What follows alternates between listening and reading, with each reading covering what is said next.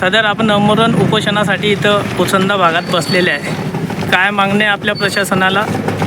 माझ्या प्रशासनाला अशा मागण्या या गावाकरता, त्या युवा पिढीकरता, त्यांच्या भविष्याकरता मागणी आहे. या गावामध्ये सरपंच पद आणि पोलीस पाटील पद हे दोन्ही छंड झाले आहे. छंड म्हणजे इतके छंड झाले की ते शासनालोक या गावातल्या कोणत्याही विशेष किंवा कोणावर गुन्हेगारीचा प्रकार घडला किंवा कुठे गटारी आहे किंवा काही योजना आहे त्या काही शेतकरी आहे त्या लोकांपुरते हे लोक एकदम छंड होऊन बसले या गावात आणि शासनापर्यंत यांचा आवाज जात नाही आहे. फक्त पदाचे भोकेले आहे, मानापानाचे भोकेले आहे आणि अशा लोकांचा मी जाहीर निषेध करतो.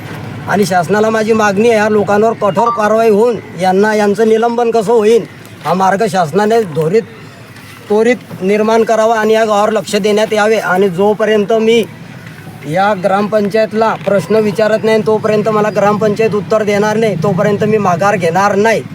आणि आमचा पुढचा विषय आता कालचं ध्वजारोहण घडलं की मी पुढील पाऊल याच्यापेक्षा तीव्रतेचं घेणार आहे. आणि माझा शासनाला एक निरोप आहे की या गावावर जल्दीत जल्दी लक्ष देण्यात यावे, कारण 10 ते 12 सरपंच या गावात बदललेले आहे आणि जवान तरुण पिढी एकदम बिघडलेली आहे. कोणीच कोणावर लक्ष देत नाही आणि या गावामध्ये गुंडागर्दीचं वातावरण घडलेलं आहे. आणि पोलीस स्टेशनला मी वारंवार अर्ज देऊन थकलो आहे, तरीही पोलीस स्टेशन लक्ष देत नाही. आता माझं शासनाकडे एकच विनंती आहे की या गावावर शासनाने लक्ष द्यावे आणि या गावाला मार्गदर्शन करून न्याय घडवून देणे. तुमच्या पुढील मागण्या काय राहणार? माझ्या पुढील मागणी आहे, या गावामध्ये सरपंच आणि पोलीस पाटील हे लक्ष देत नाही. काही गुन्हेगारी घडली त्यांच्यावर लक्ष नाही. या गावामध्ये पोलीस पाटील आहे, त्या पोलीस पाटीलचा असा विशेष आहे गावात की तो कधी काही काम सांगलं तो लक्ष देत नाही, पोलीस स्टेशनमध्ये येऊ शकत नाही.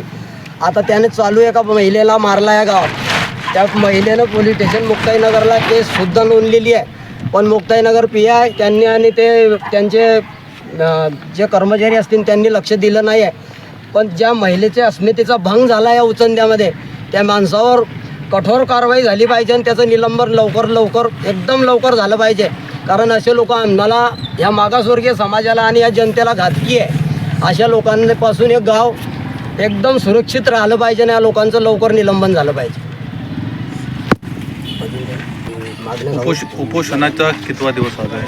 माझ्या उपोषणाचा आज दुसरा दिवस आहे. आपलं काय नाव आहे?